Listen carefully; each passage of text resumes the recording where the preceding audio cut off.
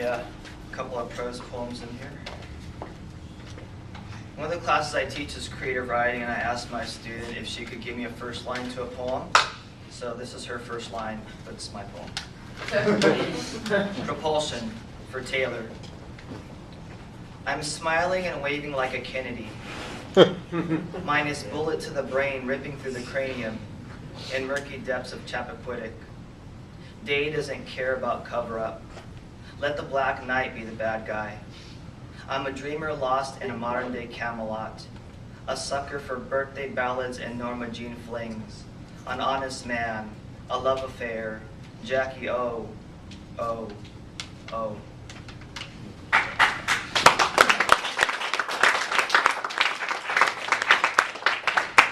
And this is called Attraction. I say rain, you say pyro. I say Spain, you say Cairo.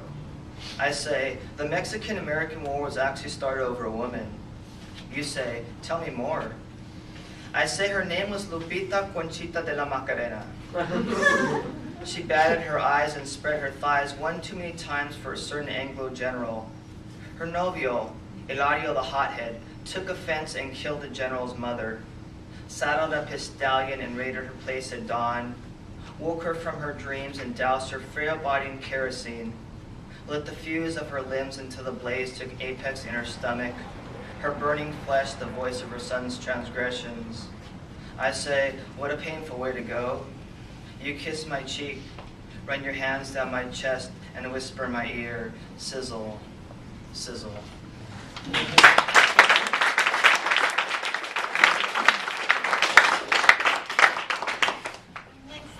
Charlotte San Juan.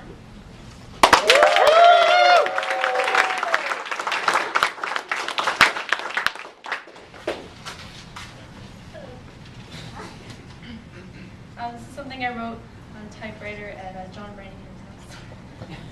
It's called Something Embarrassing. The day he was caught with the peanut butter and the smiling dog was the same day a woman killed herself by choking on a hot dog she must have been eating it alone in her room with her hand down her skirt. This is how they found her. Some people sighed and rolled their eyes, saying, what a goddamn freak of nature. The man with the peanut butter pets his mustache and thinks to himself, how embarrassing to eat alone.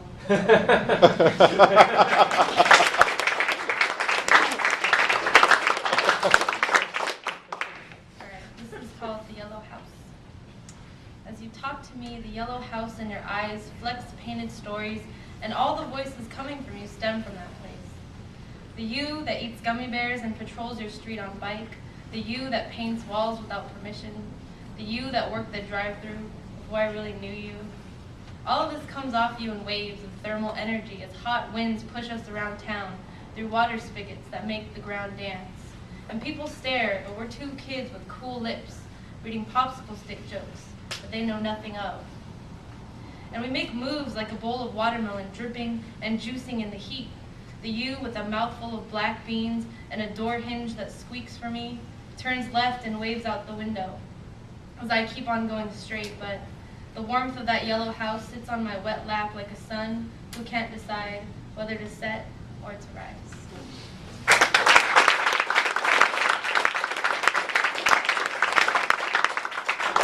This last thing is called Lollicup Parking Lot at 10 p.m.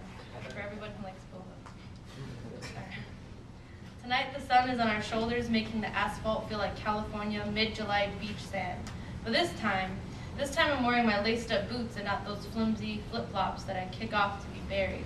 This time, in one dazed and lazy inhalation, does the skunk musk marijuana fill my nostrils, as well as when as a child I buried my face in my grandmother's herb garden, rubbing into the mint leaves until my flaring nose burned against the texture. This time, the thin smoke sinews unwind themselves from a small window crack of a parked car baked in whiny orange lights. This time, I am planted in the plushy long grasses, a miniature island in this paved lot of hushed foreign conversations and cylindrical corpses that are cigarette butts, left unburied on the warm blacktop.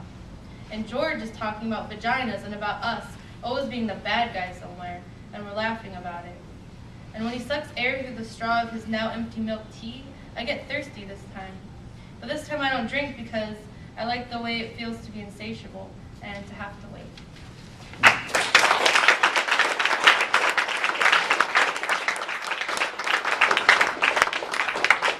Okay, we have 3 more readers. Our next reader is Thomas R.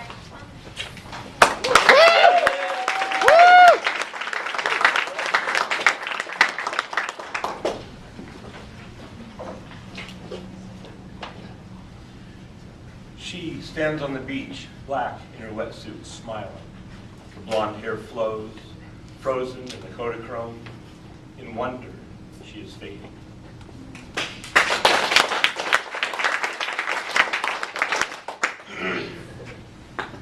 That was about the girlfriend I almost had last week. Didn't have any. This is about my wife. Another picture. Both from pictures. There you are, standing in that dress your mother made, on the ramp, smiling.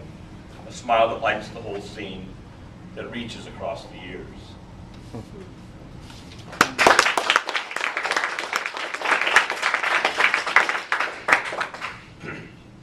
She pulled the book down, then tucked it under her arm, turned the kettle on. The soft sofa and the warm tea, no poem should lay on the shelf.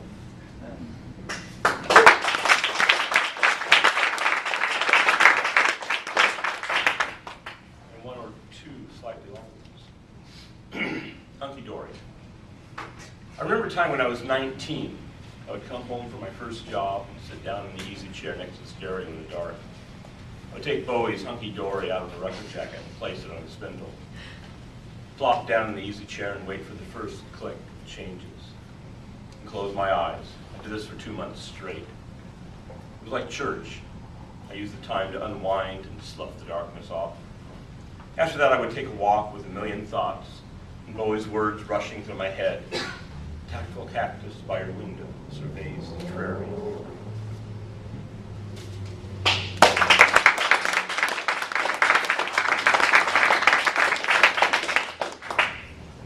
Less favorite rock star, Alice Cooper. Alice Cooper's okay, a little derivative, the clown prince of rock. They put on a good show, though, almost as entertaining as watching Tom freaking out on a half hit of paper with his head between his legs. Alice Cooper's an acid trip without the help of drugs. Alan could have taken 2 hits and just smiled. I remember the girl in ceramics class who made Alice Cooper statuettes. Ceramics class. That was the class that I got kicked out of on the last day of high school.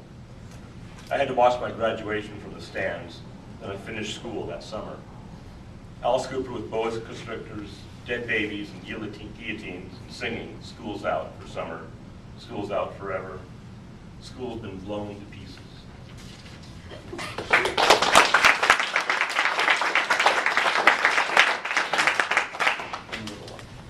The unexamined life sits on the head of a pin and dances.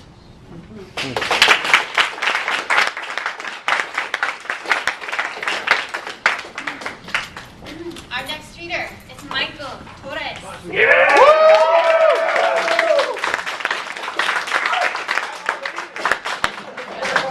What? Thank you, Carnival and all the Carney people. This one, where the fuck did I bring this? I get nervous. This one's called Kids, and it has nothing to do with anybody else's poem that also got featured in this magazine. I'm a kid again. Superman on a bicycle, no hands on the handlebars, looking for you down the street. We are kids, running through sprinklers like kids in the 80s around Brooklyn fire hydrants, laughing at the water and music around us. Kids on the couch, in front of the swamp cooler, legs kicking, feet dangling from the edge, eating popsicles.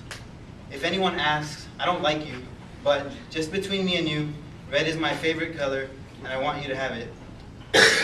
I am a kid again, and if you really are too, maybe you can take that picture of me and stick it in a time capsule and bury it.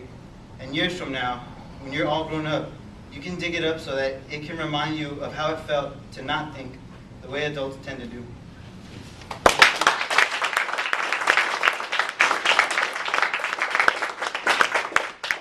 Yeah, one more. It's I did it for a class Not too long ago. I don't have a title for it. If anybody can figure one out, tell me. I won't write about red in relation to love anymore. No fanning wings of cupids moving through the air, bow and arrow ready to go.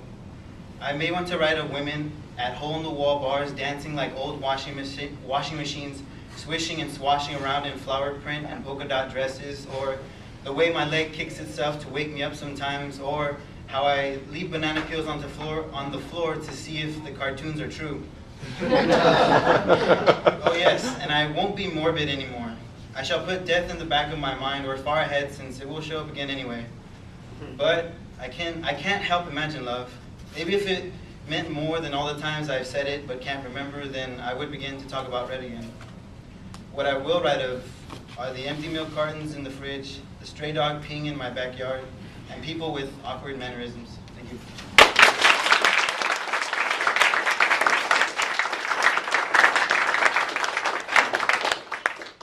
Last reader, Omar Sasa.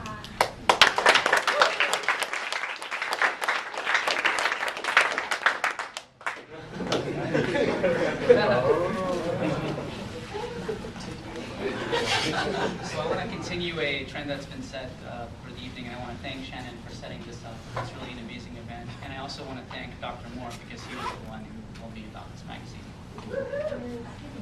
So I'm going to start with the one that's in the magazine, and it's called The Life I Had.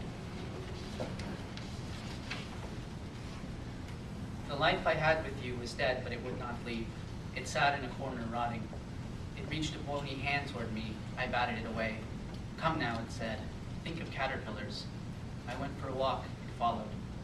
I looked up, and you were a star, shining thoughtlessly. I kept my head down. The life I had with you kept pace. It began to beat me. The more I cried, the harder it hit. Come now, it said. Think of the phoenix. I went for a drink. It followed. It got me drunk. I vomited. I looked around, and you were everyone. The life I had with you carried me home. It drew a bath. It grew many arms. It slashed at my wrists with blades. When this didn't work, it began to choke me. It held my head underwater. Come now, it said. Come now. I fought for a bit. The world danced in waves.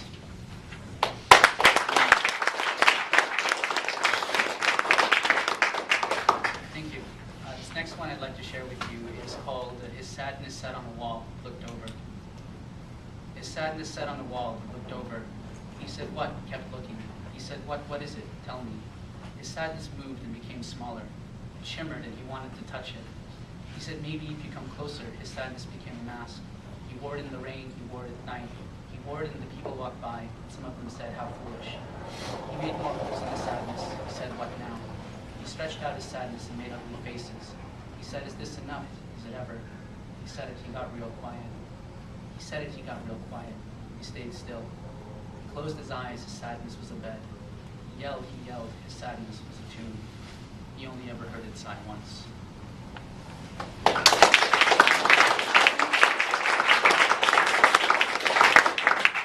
you. Last one, I promise. This one is very short and it's a little more prosy. It's called The Dirty Hands. You must remember to wash your hands before you sleep, the mother said, or else the devil will slip into your room and lick them to bloody stumps by morning. Truthfully, it was very late and time for bed, but her son, crafty and eager to dodge the chore by his craft, did not wash his hands, but set to work stuffing his keyhole in the crack beneath his door with bits of paper. Then he slept peacefully. The next morning, he left his room to find his mother standing very awkwardly, her back to him, and huddled over so intently that he could not see her head or most of her arms. And he thought he saw, from the corner of an eye, small red bits of something strike the floor every so often at her feet. And perhaps I should have added, came her voice, but cracked and strange, that if he were to get the scent of filth in him, he'll find himself unable to reach it. He won't leave, but in a mad frenzy, seek out the closest available pair of hands to satiate him. Thank you.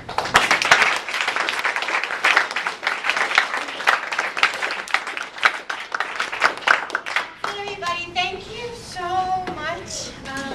Thank you, Kevin. Thank you, Evan. And thank you, Sarah, who's not here tonight, but she's awesome in supporting me too. I do have a fiction editor. He lives in San Francisco, and he's amazing. His name's Jose, and he listens to every little weird, crazy thing I have. You know, lets me bounce things off him. So he's important too, but he's not here. And my sister's here, so she can tell my husband that I thanked him. Okay, thanks again, everybody.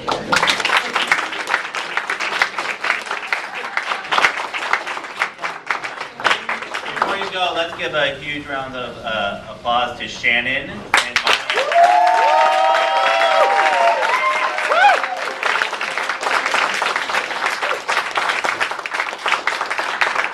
Great magazine, great turnout, great writers, and again to all you guys who came up here and read and showed up in the audience, another round of applause.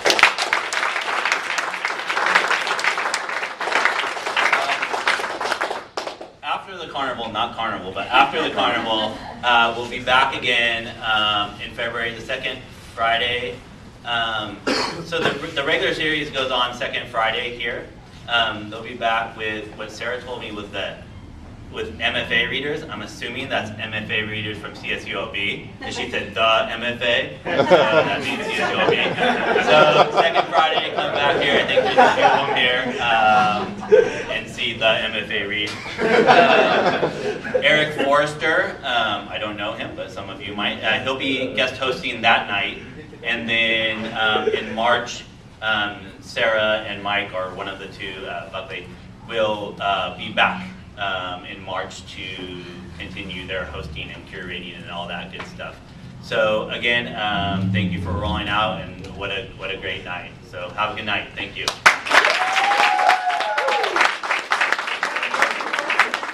What? Not tonight, I don't.